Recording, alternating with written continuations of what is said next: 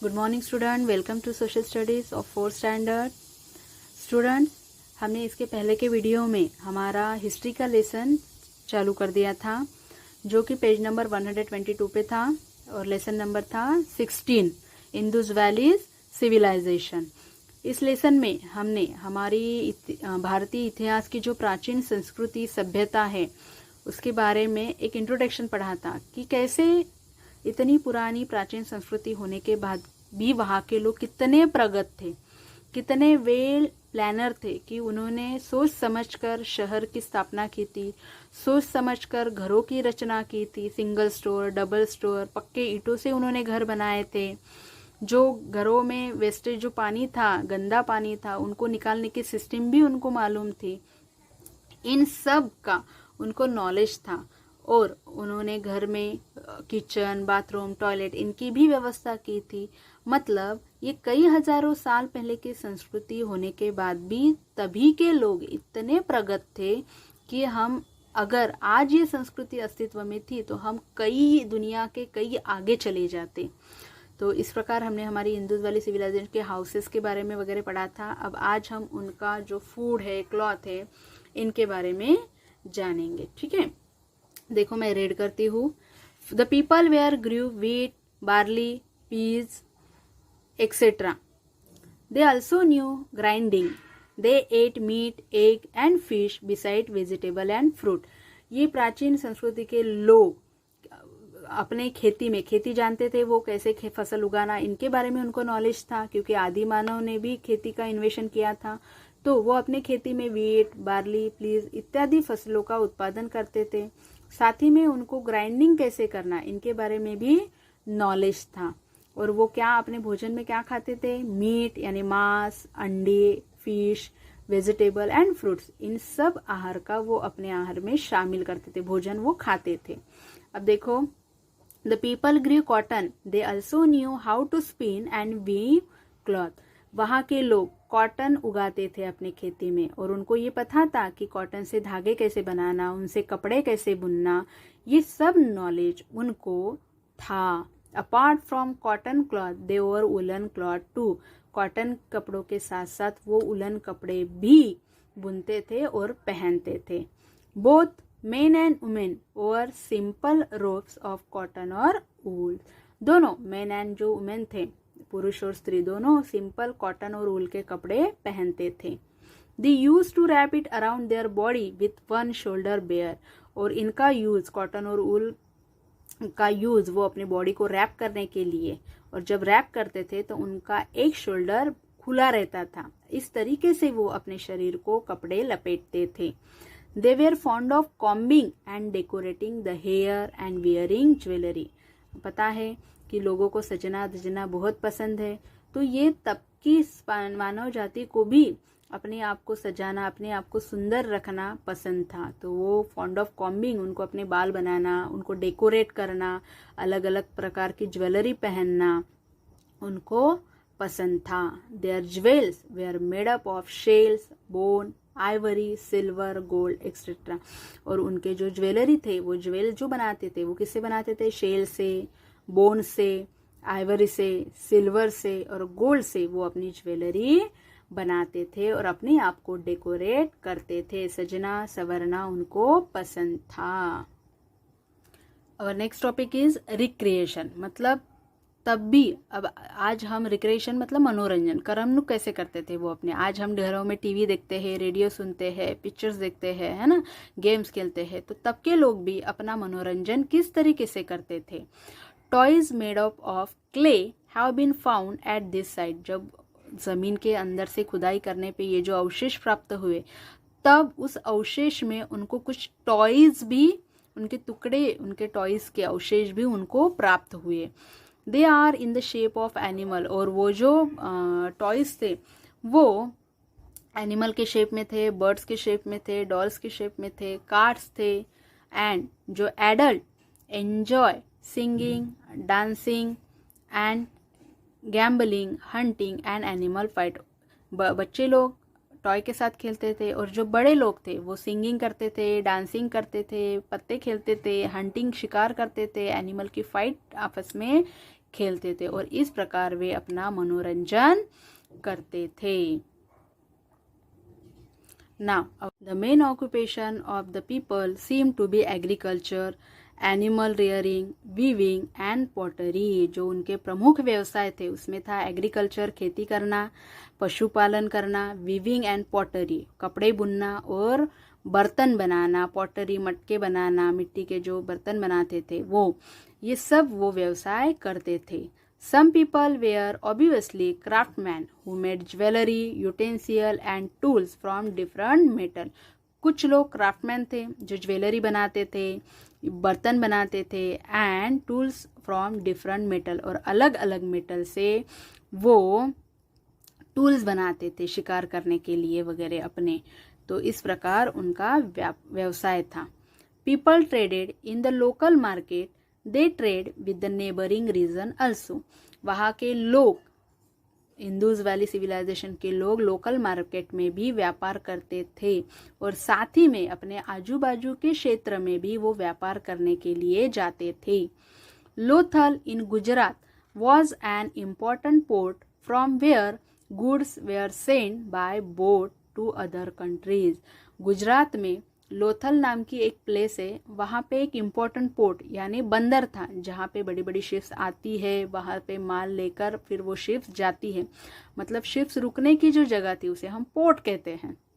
तो वहाँ से भी, इस पोर्ट से भी एक जगह से दूसरी जगह पे माल वो सेंड करते थे बोट में। They had trade relation with the region around the Persian gulf and Afghanistan. और उनके व्यापारी संबंध किसके साथ थे? तो उनके व्यापारी संबंध पर्शियन गुल्फ और अफगानिस्तान के साथ भी वो अपना व्यापार करते थे। They had proper weaving and measuring scale, और उनको पास वेटिंग मतलब मोजमाप करने का, मेजरिंग करने का भी उनको प्रमाण, तराजू, वो भी अवशेष वहाँ पे पाए गए, उनको मिले वहाँ पे। देखो मतलब कुछ अवशेष वैसे के वैसे उनको प्राप्त हुए। इतनी प्रगत संस्कृति होने के बाद भी इसका ह्रास कैसे हो गया?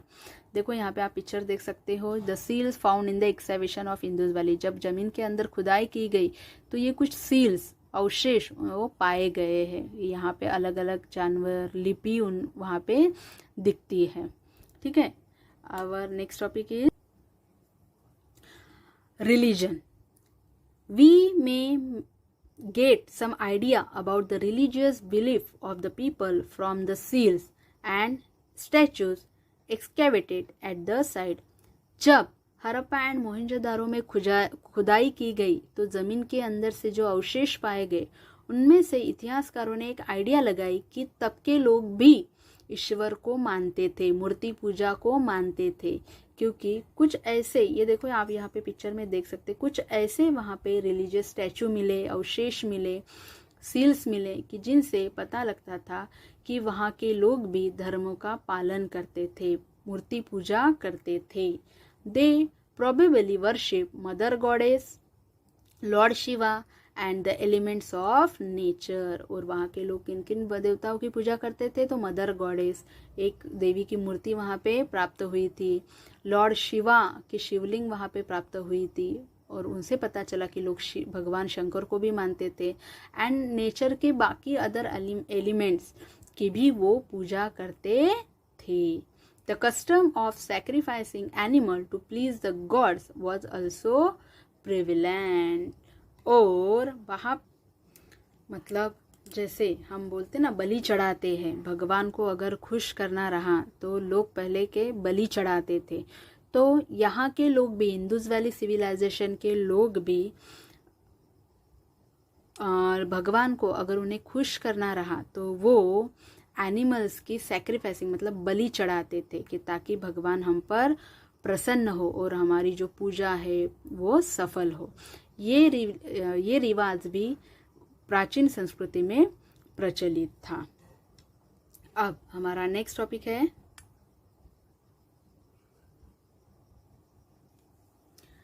The people had a highly developed artist sense which is reflected in their paintings on the vase and the ornaments. और वहाँ के जो लोग थे वो बहुत ज़्यादा डेवलप थे और वहाँ पे आर्टिस्ट सेंट मतलब कला के बारे में भी उनको नॉलेज था।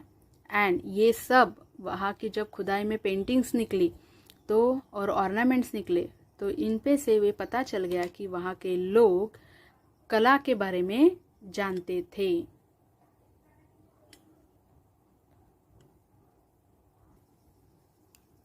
ना अब they even used to write in picture like form. Historians have not been able to read and understand their script. When they succeed, we shall probably know much more about this ancient civilization.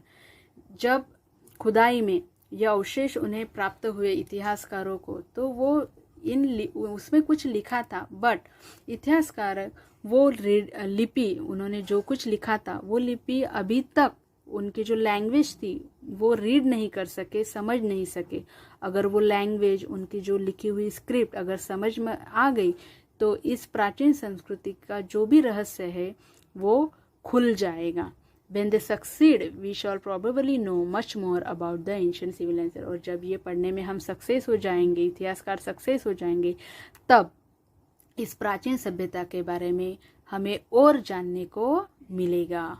अब इतनी बड़ी प्रगत संस्कृति होने के बाद भी इस संस्कृति का पतन कैसे हुआ, ये रास कैसे हो गई, ये समय के काल में लुप्त कैसे हो गई, इसके बारे में हम पढ़ेंगे। तो our next topic is fall of the civilisation. The civilisation flourish for about 1000 years. The reason for its collapse are not clear.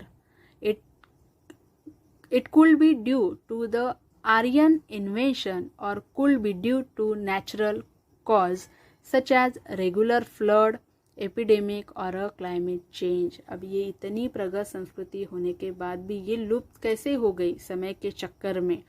तो the civilisation flourish about 1000 years. करीबन 1000 साल पहले ये संस्कृति हमने इसका उभार आया था। और the reason for its collapse are not clear. जब ये 1000 पहले इस संस्कृति का जब इन्वेशन चालू हो गया था तो ये संस्कृति कोलैप्स कैसे हो गई, ख़त्म हो गई, इसके बारे में कोई अंदाज़ा नहीं है। इसके बारे में जो भी बताते वो एक सिर्फ अंदाजे जो इतिहासकारों ने बयान किए हैं, सिर्फ अंदाज़ों के हिसाब से ही ये संस्कृति का पतन कैसे हो गया ये हम यहाँ पे देख सकते हैं। It could be due to the Aryan invention और could be due to natural cause. एक तो आर्य लोग हमारे इंडिया में आए और उन्होंने अपनी आर्य संस्कृति की स्थापना की, तो उस चक्कर में ये संस्कृति का पतन हो गया। या दूसरी बात है कि नेचुरल कॉजेस, कुछ नदियों में बाढ़ आई होंगी और उस बाढ़ में ये पूरी की पूरी संस्कृति बह गई होंगी, या कुछ रेगुलर फ्लड, नेचुरल कॉजेस, भूकंप आया होगा, कोई महामारी आई होंगी, या क्लाइमेट में भी चेंज हो गया होगा। क्लाइमेट में चेंज होने के बाद पूरे नदियों के रुख बदल गए और जब पानी नहीं रहा नदियों में तो वहाँ के जो संस्कृति है उसका भी ह्रास हो गया। तो इस प्रकार इतिहासकार अंदाज जताते हैं कि किस प्रकार इस संस्कृति का पतन हो गया होगा। अगर ये संस्कृति की लिपि अगर हम समझ सके, पढ़ सके, अगर हम इसमें सक्सेस हो गए तो इस संस्कृति के बारे में हम और कुछ जानेंगे। इसमें जो कुछ रहस्य है, जो कुछ गूढ़ है, जो अब तक खुले नहीं है इतिहासकारों को, वो भी पाने में, वो भी जानने में हम सक्सेस हो जाएंगे।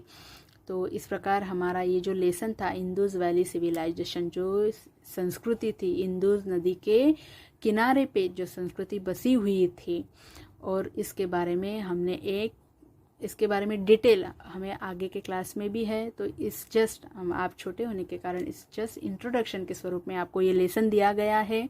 तो इसको आप ध्यान से रीड करिए और समझने की कोशिश करिए। ओके, हम अपने नेक्स्ट वीडियो में मिलेंगे। Thank you.